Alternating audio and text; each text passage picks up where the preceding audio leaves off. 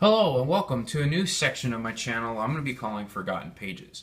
I had an older channel separate from this one called Forgotten Pages where I reviewed old books I've been reading through my own personal library. Through issues with email, I thought by deleting that old channel it would fix the issues, and it did not. So I wanted to bring my old channel Forgotten Pages, kind of like version 2, and introduce it as a new section of videos for this channel right now. So I've read a number of old books over the last couple of years or so out of my personal collection of antique books, all pre-1960s typically. And so the one I'm going to review right now, this is the most recent read for me, is called Stay Away, Joe, and it was written by Dan Cushman in 1953. So this is a novel, and it's about a tale about a small family in Montana. The family being Canadian Native American, and they have some struggles with their farmland and their land and cattle struggles when their son comes home from the Korean War. Now, it's about 249 pages, and I got through it in about a week. Mr. Cushman was born ringing in the 1909 New Year on January 1st, and he passed away, unfortunately, in 2001. He's written quite a few books in his days. Along with Here Stay Away Joe, he also wrote The Great North Trail and The Silver Mountain, to name just a few. This book even spawned a movie, which I didn't know when I was reading it at the time, of the same title, starring the king himself, Elvis Presley. Just a brief glimpse into the book, we find, forgive some of how I say their names, I'm not the best, but I think it's Louise Champlain, or Champlain, is one of the main characters. He lives on a farm with his family and is offered free cattle by the governor, by having a party to celebrate the new cattle that he received.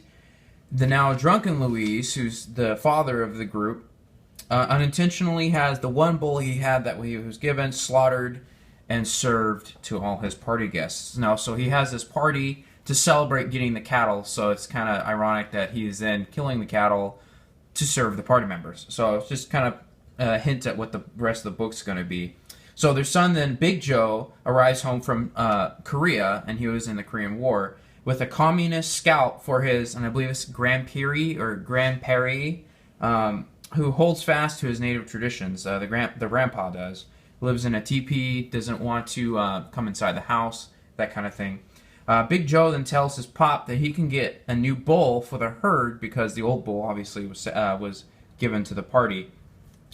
So 3 words I would use to describe this book would be money, borrowing, and beer. So there's a lot of that throughout this book. There's lots of buying beer, and there's lots of similar where, oh, I sold this, but it was borrowed to me. I'll use that money to buy something else, but I'm borrowed this, and there's a lot of like 3rd, 4th, and 5th hands borrowing objects. So there's a lesson that can be learned from this book. Plan for the future. Don't live for the present. Don't plan for the present.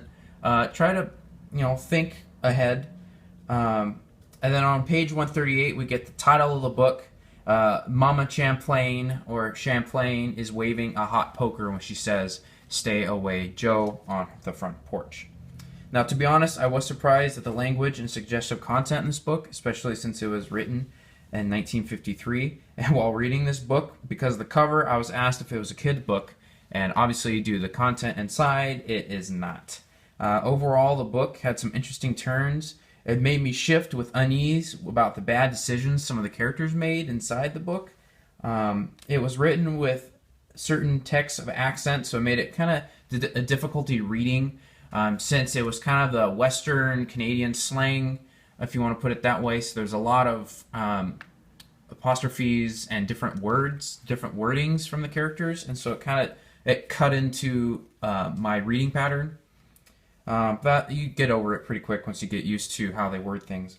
It made some, I'd say it's about maybe a 3 out of 6, so halfway for me. I will be passing this book on. If there's a book that I read that I don't necessarily like, I just sell it or move on from there. Anyway, that's just a brief little story into it. I'm going to go ahead, I'll show you. So, Stay Away Joe. There's a couple different styles of hardback. So I have this one. It has a plastic cover on it. And then here's the author, Dan. It could be Cushman right there. Dan Cushman, a little bit. And like I said, I think it's 200 and 49 pages, and the word spacing is quite well, and it's not too bad. It took me about a week, like I said. Several different chapters. There's, how many chapters are there? I think there's 14, 15 chapters, and it was addressed to Betsy. I tried to find who Betsy was, his captive audience, Dan Cushman's captive audience, but I did not locate who Betsy was. Anyway, let's see. It's kind of southern western slang, I guess is what I was looking for. The southern kind of western slang of speech, which kind of broke up my reading pattern. But that's about it. So there you go. There's Stay Away Joe, and I hope you enjoyed.